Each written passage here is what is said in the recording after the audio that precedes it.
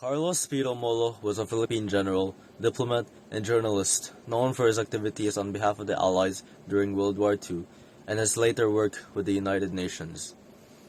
He has been named as one of the Philippines' national artists in literature and was the recipient of many other honors and honorary degrees. Romulo believed in anti-colonialism and internationalism, as well as held pro-American, anti-communist, anti-fascist, and economical and political liberal beliefs. Early career. Romulo became a professor of English at the University of the Philippines in 1923. Simultaneously, he served as a secretary to the President of the Senate of the Philippines, Manuel Quezon.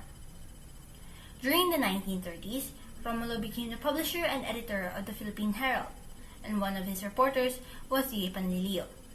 On October 31, 1936, the Boy Scouts of the Philippines, or BSP for short, was given a legislative charter under Commonwealth Act No. 111 when Romulo served as one of the vice presidents of the organization.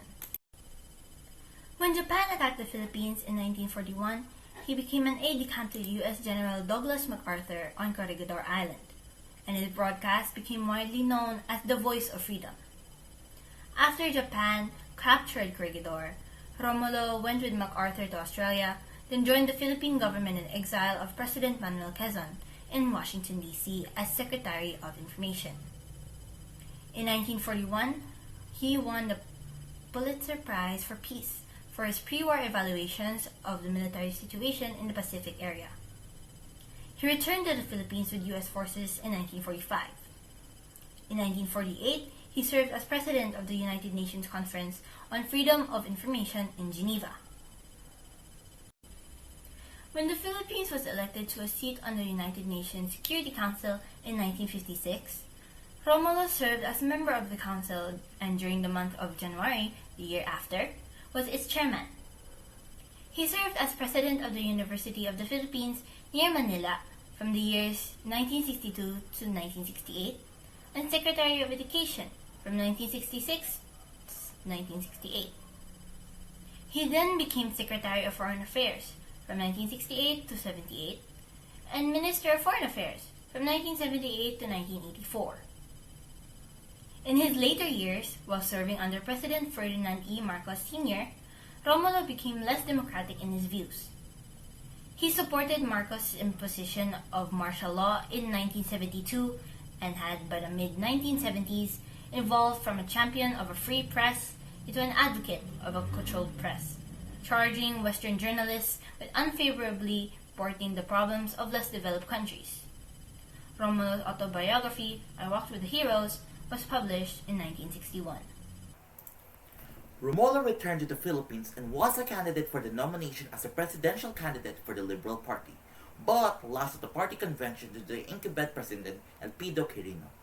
Quirino had agreed to a secret ballot at the convention, but after the convention opened, he demanded an open roll call voting, leaving the delegates no choice but to support Quirino, the candidate of the party machine. Feeling betrayed, Romulo left the Liberal Party and became the national campaign leader of Ramon Magsaysay, the candidate of the opposing Nacionalista Party, who won the election in 1953. Romulo served as a Philippine Secretary of Foreign Affairs under President Elpidio Quirino from 1950 to 1952, under President Diosdado Macapagal from 1963 to 1962, and under President Ferdinand Marcos from 1968 to 1984. In April 1955, he led the Philippines delegation to the Asian African Conference at Badong, Indonesia. Romulo supported President Ferdinand Marcos through most of his presidency. However, he resigned in 1983, soon after the assassination of Benigno Aquino, citing poor health. Gregorio Brillantes interviewed Romulo in 1985 and he resigned heartsick because of the assassination of Aquino, whom he considered a friend, and resulting freefall of the Philippines' economy and international reputation. According to Romulo's wife, Betty Romulo, the Marcos administration had asked him to sign an advertisement that the administration was planning to place in the New York Times and other major international dailies. Romulo refused to sign the advertisement and instead resigned his resignation letter.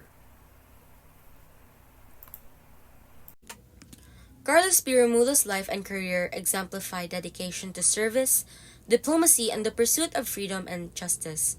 From his early days as a journalist and educator to his pivotal roles in the Philippines' foreign affairs and on the international stage, Romulo left an indelible mark on history. His unwavering commitment to anti-colonialism, internationalism, and democratic values, alongside his advocacy for a free press, serves as an enduring inspiration for generations to come. Romulo's legacy reminds us of the importance of integrity, courage, and diplomacy in navigating complex global challenges.